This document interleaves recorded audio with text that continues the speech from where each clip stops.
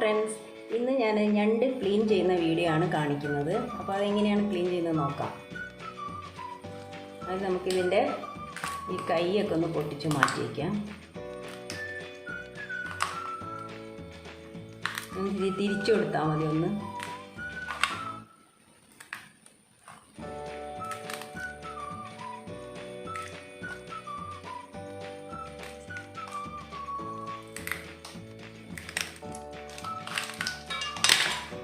അതിനുശേഷം ഈ ഭാഗം ഒന്ന് അടർത്തിയെടുക്കാം.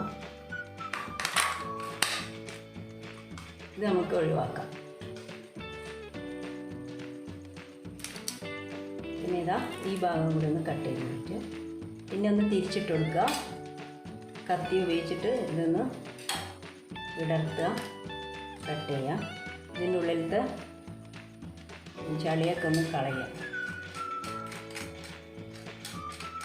വളരെ സിമ്പിളാണ് ഇത് ക്ലീൻ ചെയ്തെടുക്കാൻ. ഞാൻ ഇത് നടുവ് കൂടെ ഒന്ന് കട്ട് ചെയ്യുന്നുണ്ട്.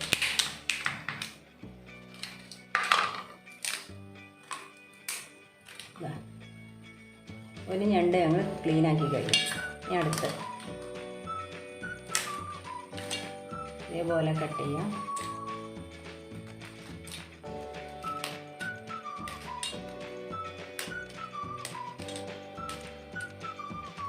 നഖം കൊണ്ട് തന്നെ അടർത്തിയെടുക്കാൻ പറ്റും, അല്ലെങ്കിൽ കത്തി ഉപയോഗിച്ചിട്ടും ചെയ്യാം. ഇവിടെ വെച്ചിട്ട്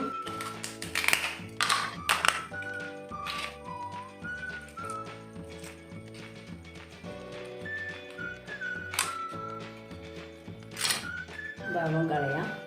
ഇതുപോലെ കട്ട് ചെയ്യാം.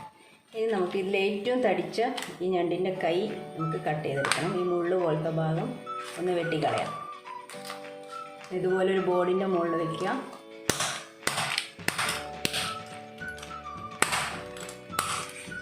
ഇതുപോലെ കട്ട് ചെയ്യാം.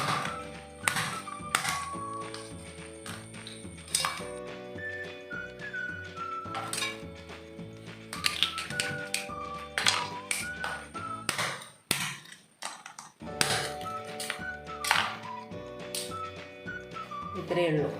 നമ്മളിപ്പോൾ രണ്ട് ഞണ്ടും ക്ലീൻ ചെയ്ത് കഴിഞ്ഞു. ഇനി നമുക്കിത് കഴുകിയെടുക്കാം.